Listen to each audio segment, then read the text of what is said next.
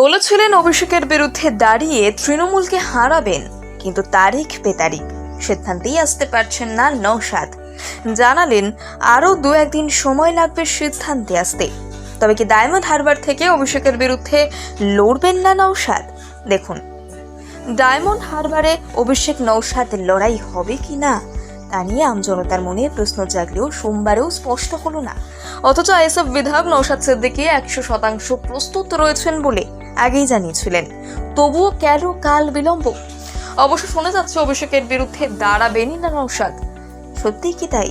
নওশাদ নিজেই ইচ্ছে প্রকাশ করেও তার দল ইন্ডিয়ান সেকুলার ফ্রন্ট বা আইএসএফ এখনো পর্যন্ত সিদ্ধান্তে আসতে পারেনি। অন্তত সংবাদ সূত্রে তেমনটাই জানা যাচ্ছে। তিনি প্রস্তুত রয়েছেন বলে মন্তব্য করেছিলেন। তাছাড়া শুধু নওশাদ কেন, তার দাদা পিরজাদা আব্বাস সিদ্দিকীর এক মন্তব্যেও মিলেছিল ডায়মন্ড হারবারের তৃণমূলকে টক্কর দেওয়ার সুর। অন্যদিকে জোট সন্ধি সিপিএম কংগ্রেসের আগে জানিয়ে দেওয়া হয়েছিল যে ডায়মন্ড হারবারে যদি নওশাদ প্রার্থী হন তাহলে তাদের অসুবিধা নেই। প্রার্থী দেওয়ার ক্ষেত্রে হাত তুলে নিয়েছে কংগ্রেসও। সেদিক থেকে আইএসএফ এর সিদ্ধান্তের দিকে নজর রয়েছে রাজনৈতিক বিশেষজ্ঞদের। কিন্তু কবে নেওয়া হবে সিদ্ধান্ত?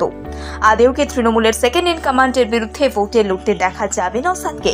এই নিয়ে আগেই নওশাদ জানিয়েছিলেন যে সোমবার সব জল্পনার অবসান হবে, অর্থাৎ জানা যাবে ডায়মন্ড হারবারে তার দল কি করতে চলেছে। কিন্তু সোমবার পেরিয়ে গেলেও কোনো ইতিবাচক সাড়া মেলেনি ইন্ডিয়ান সেকুলার ফ্রন্টের তরফে।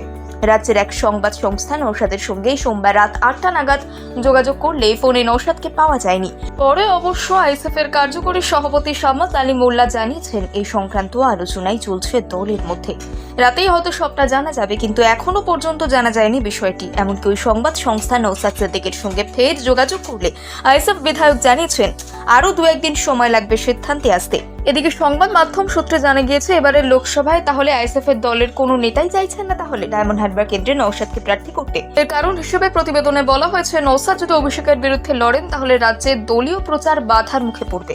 যদিও এই দাবি যাচাই করিনি আমরা, তবে এই কথা ঠিক, যারা ডায়মন্ড হারবার কেন্দ্রে অভিষেক ও নওশাদের লড়াই দেখতে ইচ্ছুক তাদের আপাতত আইএসএফ এর অফিসিয়াল বক্তব্যের জন্য অর্থাৎ 1-2 দিন অপেক্ষা করতে হবে। তবেই পরিষ্কার হবে পুরো বিষয়টি।